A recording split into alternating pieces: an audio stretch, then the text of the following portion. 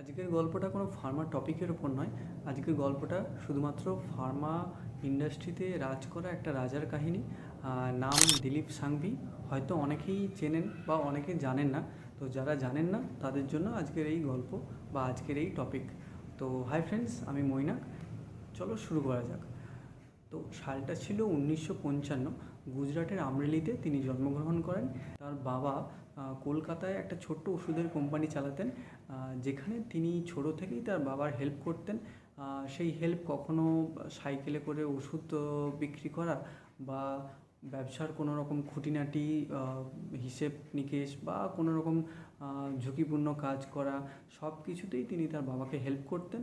এরপর 1983-তে তিনি 10,000 টাকা ধার করে শুরু করেন তার ছোট্ট ওষুধের কোম্পানি, যেটার নাম দেন সান ফার্মাসিউটিক্যাল ইন্ডাস্ট্রিজ। এই সান ফার্মাসিউটিক্যাল ইন্ডাস্ট্রিজ পরে ধীরে ধীরে গ্রো করতে থাকে। 1997-এ মার্কিন যুক্তরাষ্ট্রের কারাকো কোম্পানিতে প্রথম বিনিয়োগ করেন। এটাই ছিল তার ফার্স্ট পদক্ষেপ আন্তর্জাতিক বাজারে। এরপর 2000 সালের পর থেকেই এই কোম্পানি ধীরে ধীরে এক্সপ্যান্ড করে, বিভিন্ন রকম ছোট ছোট কোম্পানিকে অ্যাকোয়ার করতে শুরু করে এবং 2014 সালে আমরা সবাই জানি র্যানব্যাক্সিকে অ্যাকোয়ার করেন, যেটা ছিল তার সবথেকে বড় স্টেপ।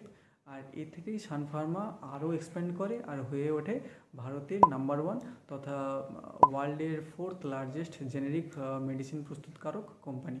এরপর 2016-তে তিনি পান পদ্মভূষণ অ্যাওয়ার্ড। আর খুবই রিসেন্ট 2025 সালে তিনি বেস্ট এন্টারপ্রেনার অ্যাওয়ার্ড পান। তার এই বড় সাম্রাজ্য একদিনে তো তৈরি হয়নি। এই তৈরি হওয়ার পেছনে তাকে ফেস করতে হয়েছে বিভিন্ন রকম মার্কেট ক্র্যাশ, বিভিন্ন রকম এফডির সতর্কবার্তা ইত্যাদি। সবশেষে একটাই কথা বলার, যে তিনি একটা জিনিস বিশ্বাস করতেন, যে বড় হতে গেলে বড় শুরু নয়, বরং দরকার বড় চিন্তা।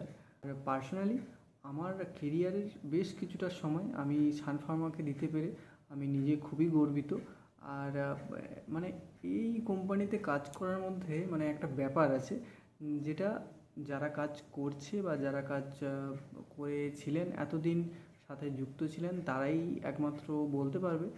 আর আমি আমার বেস্ট কিছু মোমেন্ট শেয়ার করব আপনাদের সাথে ভিডিওর শেষে। তো আজকের পর্যন্ত এই ভিডিওটা এখানেই শেষ করছি।